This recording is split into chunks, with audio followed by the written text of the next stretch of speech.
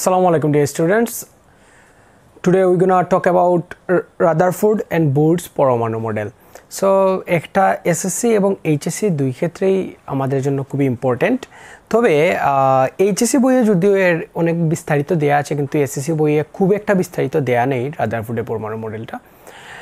তো আমরা কি করে স্টুডেন্টরা সাধারণত আমি দেখি যে স্টুডেন্টরা অনেক স্টুডেন্টই মুখস্থের উপর নির্ভরশীল এবং অনেকে না বুঝে মুখস্থ করে। আবার অনেকে মনে করে যে বইয়ে লেখা হচ্ছে রাদারফোর্ড 1911 সালে একটা মডেল দিলেন, তো ওই মডেলটা রাদারফোর্ড বললেন বলেই হলো। আসলে এইটা না বিষয়টা, এটা ঘটেছে বলে রাদারফোর্ড বলেছেন। আসলে রাদারফোর্ড নিজেতেই কিছু বলেননি, এটা একটা পরীক্ষার মাধ্যমে হয়েছে, যে পরীক্ষাটা আসলে এসএসসির বইয়ে আমাদের দেয়া নাই।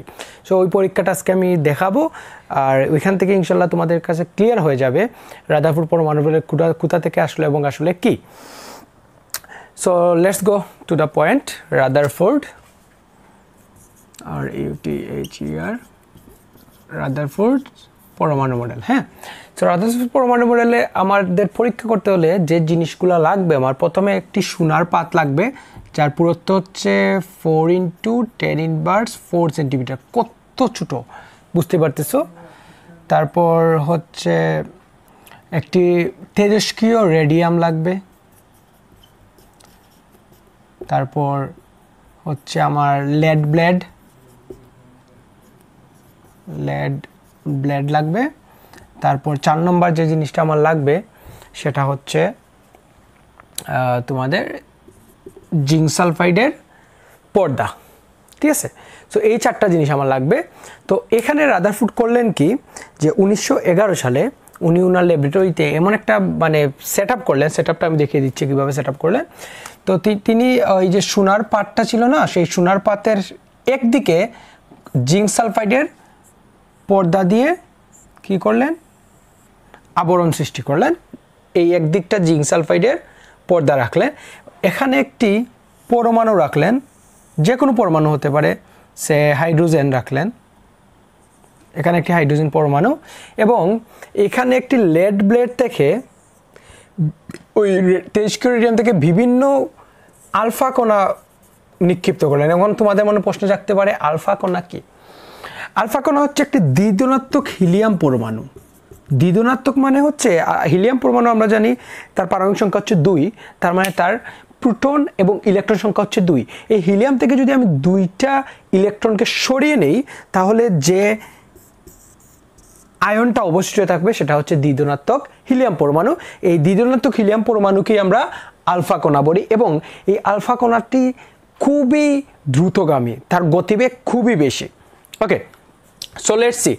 এই লেড ব্লেড থেকে যখন আলফা কণাগুলো ছুড়া হবে তখন কি হয় আসলে, তখন তিনি দেখলেন 99%, অলমোস্ট 99% আলফা কণা কী করলো, পরমাণুকে বেদ করে ওই জিঙ্ক পর্দায় গিয়ে পড়লো। এখন উনি বুঝলেন কিভাবে যে বেদ করে চলে গেছে, কারণ জিঙ্ক পর্দায় যখন পরমাণু বা আলফা কণা গিয়ে আঘাত করলো, তখন জিঙ্ক পর্দা কিন্তু ওই কি বলে ওইটাকে দীপ্তমান, বাংলায় বলে দীপ্তমান হওয়া শুরু করলো। তো ওইখান থেকে উনি বুঝতে পারলেন কি, একবার অলমোস্ট 99% আলফা কণা পরমাণুকে বেদ করে চলে গেছে।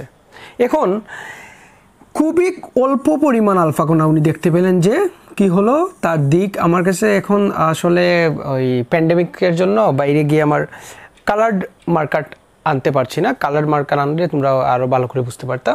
কিছু আলফা কণা কি হচ্ছে, তার দিকটা পরিবর্তন করলো, এবং অলমোস্ট 20,000-এ মাত্র একটি আলফা কণা, 20,000-এ মাত্র একটি আলফা কণা যে দিক থেকে আসলো ঠিক বিপরীত দিকে ফিরে গেল। সো এখান থেকে আমরা কি বুঝতে পারলাম, এই যে উনি সেট আপটা নিলেন এবং এই পরীক্ষা করলেন, এই পরীক্ষা থেকেই কিন্তু উনি কয়েকটা সিদ্ধান্তে উপনীত হলেন, যে সিদ্ধান্তগুলো তোমাদের বইয়ে স্বীকার্য নামে লেখা আছে, বা রাদারফোর্ডের তত্ত্ব বা অন্য কিছু নামে লেখা আছে। তো যাই হোক, সো এই স্বীকার্যগুলো আমরা দেখি, আমরা এখান থেকে কিন্তু তোমরা নিজেরা বুঝতে পারবা, মুখস্থ করার কোনো দরকার নেই। তোমরা এই পরীক্ষা থেকে বুঝতে পারবা আসলে আমরা কি এই স্বীকার্যগুলো কি কি। প্রথম স্বীকার্য, পরমাণুর কেন্দ্রে খুবই ভারী একটা বস্তু আছে। পরমাণু কেন্দ্রে খুবই ভারী বস্তু। ভারী কিভাবে বুঝলাম, কারণ আলফা কণা হচ্ছে অনেক বেশি গতি আলফা কণার, আমি প্রথমেই বলছি আলফা কণার গতিবেগ অনেক বেশি। সো কোনো কিছু গতিবেগ যদি অনেক বেশি থাকে এবং সেটাকে যদি আমি ফিরাই দিতে হয়, সেটা অবশ্যই বাড়ি হইতে হবে, প্রথম শর্ত। সো আলফা কণা অবশ্যই বাড়ি। এবং 2 নম্বর কথা হচ্ছে, বাড়ি হইলেও আলফা কণাকে কিন্তু সে রেখে দিতে পারতো, সে ফিরাই দিল কেন? তার কারণ হচ্ছে আলফা কণা ধনাত্মক, এবং আমরা জানি একটা পজিটিভ আর একটা পজিটিভকে বিকর্ষণ করে। তো এখানে নিউক্লিয়াসটাকে আমরা অনায়াসে এটা একটা পজিটিভ রশ্মি বলতে পারি, বা যে কোনো কিছু পজিটিভ। তার মানে আলফা কণা পরমাণুর কেন্দ্রে যে জিনিসটা আছে ওই জিনিসটা হচ্ছে খুবই ভারী এবং পজিটিভ, যাকে রাদারফোর্ড নাম দিলেন হচ্ছে নিউক্লিয়াস, প্রথম স্বীকার্য। সো নিউক্লিয়াস, এবং যেহেতু এটা পজিটিভ তাই এখানে কে রয়েছে? প্রোটন রয়েছে, এবং যেহেতু এটা ভারী তাই এখানে নিউট্রনও রয়েছে। নিউক্লিয়াসের ভিতরে প্রোটন এবং নিউট্রন রয়েছে। আচ্ছা, যাই হোক। সো বাইরে কেন প্রোটন এবং নিউট্রন কেউ নাই? কারণ বাইরে যত দিকেই আলফা কণা আমি নিক্ষিপ্ত করছি কিন্তু পরমাণুকে ভেদ করে চলে গেছে। সো আমরা বলতে পারি ইলেকট্রনগুলো বাইরে অবস্থান করছে, কারণ আমরা জানি ইলেকট্রনের ভর খুবই কম। একটা প্রোটনের ভরের 1/1840, কত কম। সো এইখানে আমরা ভর নেই বললেই অলমোস্ট চলে, যদি খুবই অল্প কিছু ভর আছে। তো আমরা বলতে পারি বাইরে আমরা ইলেকট্রনগুলা ঘুরতেছে। এবং উনি কি বললেন? সূর্যের চারদিকে যেমন পৃথিবী বা অন্যান্য গ্রহগুলা ঘুরে, সো ইলেকট্রনও বাইরে দিকে এভাবে ঘুরতেছে।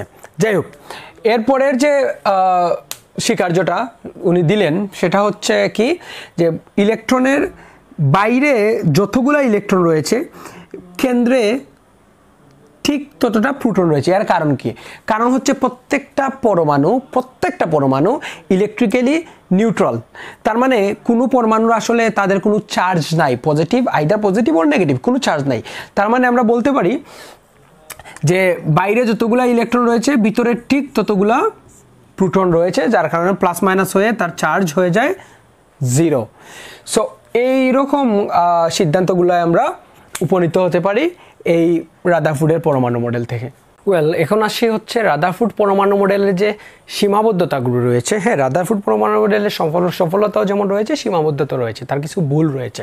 তার মধ্যে প্রধান যে দুটি সীমাবদ্ধতা রাদারফোর্ড পরমাণু মডেলের আসলে গণ্য করা হয়, তার মধ্যে প্রথমটা হচ্ছে যে এখানে দেখো আমরা বলছিলাম সূর্যের চারদিকে গ্রহগুলো যেভাবে ঘুরে ইলেকট্রনগুলো নিউক্লিয়াসকে কেন্দ্র করে ঠিক সেভাবে ঘুরে, কিন্তু আমরা দেখতে পাবো হচ্ছে সূর্যের গ্রহগুলোর কিন্তু কোনো নির্দিষ্ট চার্জ নেই, কিন্তু ইলেকট্রনের কিন্তু নেগেটিভ চার্জযুক্ত, যার কারণে সৌরজগতের সাথে ইলেকট্রনের বা পরমাণু মডেলের তুলনা করা রাদারফোর্ডের ঠিক হয় নাই। আর এটা কেন ঠিক হয় না এই বিষয়টা একটু কন্ট্রোভার্সাল। যদি 2 নম্বর সীমাবদ্ধতা দেখি তাহলে আমরা বুঝতে পারবো আসলে কেন ঠিক হয় নাই। 2 নম্বর যে সীমাবদ্ধতা সেটা হচ্ছে ম্যাক্সওয়েল বলেছেন, ম্যাক্সওয়েলের তত্ত্বানুসারে কোনো একটা নেগেটিভ চার্জযুক্ত কণা যদি একটা কক্ষপথে যদি ঘুরে তাহলে সে ক্রমাগত শক্তি বিকিরণ করবে। আর সে যদি ক্রমাগত শক্তি বিকিরণ করে তাহলে তার যে ঘূর্ণন পথটা কমে আসবে। ঠিক এভাবে ধরো ইলেকট্রন একটা নির্দিষ্ট কক্ষপথে ঘুরতেছে, কিন্তু শক্তি বিকিরণের কারণে ঘুরতে সে একসময় কি হবে? নিউক্লিয়াসে পতিত হবে। আর সে যদি নিউক্লিয়াসে পতিত হয় তাহলে একটা জিনিস চিন্তা করো, ওই পরমাণুটা ধ্বংস হয়ে যাবে। পরমাণু ধ্বংস মানে কি? আমাদের পৃথিবীটা বা সৌরজগৎটা বা গ্যালাক্সিটা বা আমরা আরও বড় করে বলতে পারি ইউনিভার্সটাই ধ্বংস হয়ে যাবে, যেটা আসলে কোনোভাবে কাম্য নয় বা হয় না। ঠিক আছে? সো এটা হচ্ছে রাদারফোর্ড পরমাণু মডেলের সবচেয়ে বিগেস্ট মিস্টেক বা সবচেয়ে বড় সীমাবদ্ধতা আমরা বলতে পারি। তো তারপরেও রাদারফোর্ড পরমাণু মডেলের এই সীমাবদ্ধতা থাকার সত্ত্বেও তার কিন্তু অনেক বড় সফলতা রয়েছে। যদি রাদারফোর্ড পরমাণু মডেল তিনি রাদারফোর্ড পরমাণু মডেল আবিষ্কার না করতেন রাদারফোর্ড, তাহলে কিন্তু বুর পরবর্তীতে ওই বুলটা ধরে আগাতে পারতেন না এবং পরে বুরের পরমাণু মডেল সৃষ্টি করতে পারতেন না। যাই হোক, সো এই মুহূর্তে আমরা বুরের পরমাণু মডেলটা আমরা দেখে নিব।